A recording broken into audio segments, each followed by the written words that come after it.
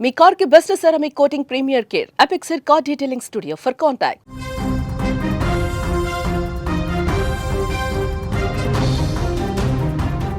IBomma Bappam TV వెబ్సైట్ల నిర్వాహకుడు Immadi Ravi arrest కావడంతో తెలుగు సినిమా ప్రముఖులు హర్షం వ్యక్తం చేస్తున్నారు. Megastar Chiranjeevi, AP deputy CM Pawan Kalyan, Nagarjuna, SS Rajamouli తదితర వారందరూ కూడా ఇమ్మడి రవి అరెస్టు పైన స్పందించారు.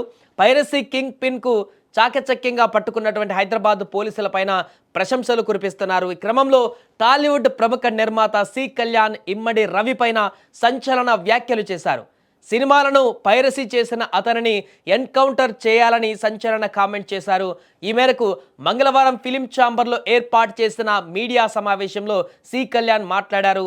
ఒక సినిమా అనేది వందలాది మంది కష్టం. అలాంటి కష్టాన్ని దోచుకుంటున్న వారిపైన కఠిన చర్యలు తీసుకోవాలి. ఐబొమ్మ రవిని ఎన్కౌంటర్ చేయాలి. కడుపు మంటతో బాధతో ఇలా మాట్లాడుతున్నాను. ఒకవేళ అదే జరిగితే ఇలాంటి పనులు చేయాలంటే మరొకరు భయపడతారంటూ కూడా ఆయన వ్యాఖ్యానించారు. నేను తెలుగు ఫిలిం ఛాంబర్ సెక్రటరీగా ఉన్న సమయంలో యాంటీ వీడియో పైరసీ సెల్ ఏర్పాటైంది. పైరసీని అరికట్టడం సాధ్యమేనా అని అప్పుడు చాలామంది నన్ను అడిగారు. మన సినిమా ఇండస్ట్రీని మనం కాపాడుకోవాలన్న బాధ్యతతో దాన్ని ప్రారంభించాం. కొందరు రిటైర్ పోలీస్ అధికారులు అందులో భాగమయ్యారు. ఇప్పుడు ఐబొమ్మ వాళ్ళను పట్టుకోవడంలో రేవంత్ రెడ్డి ప్రభుత్వం ఎంతో కృషి చేసింది. ఇక తెలంగాణ ప్రభుత్వానికి, పోలీస్ డిపార్ట్మెంట్కి టాలీవుడ్ తరఫున ధన్యవాదాలు తెలిపారు. పైరసీ అరికట్టడంతో ప్రభుత్వంతో కలిసి ముందుకు వెళ్తామన్నారు. ఎంతగానో శ్రమించి రవిని పట్టుకున్న పోలీసు అధికారులను ఫిలిం ఛాంబర్ తరపున త్వరలో సత్కరిస్తామని కూడా సి కళ్యాణ్ చెప్పుకువచ్చారు. దీంతో ప్రస్తుతం ఇమ్మడి రవి అరెస్టు పట్ల టాలీవుడ్ ప్రముఖుల నుంచి అందులో టాలీవుడ్లో పనిచేసేటువంటి వారందరూ కూడా సర్వత్రా ప్రశంసలు కురిపిస్తున్నారు తెలంగాణ పోలీస్ డిపార్ట్మెంట్ పైన. ఎందుకంటే ఛాలెంజింగ్ విసిరి మరి అతను పట్టుకోండి అంటూ కూడా పోలీసులకే ఛాలెంజ్ చేసినటువంటి కరడుగట్టినటువంటి టెక్నాలజీ ఉపయోగించిన రవిని చాకచక్యంగా పోలీసులు పట్టుకోవడం, ఆ యొక్క పోలీసుల పనితీరును ఇక్కడ ఖచ్చితంగా ప్రశంసించాలంటూ కూడా వీరందరూ కూడా అభినందనలు వ్యక్తం చేస్తున్నారు.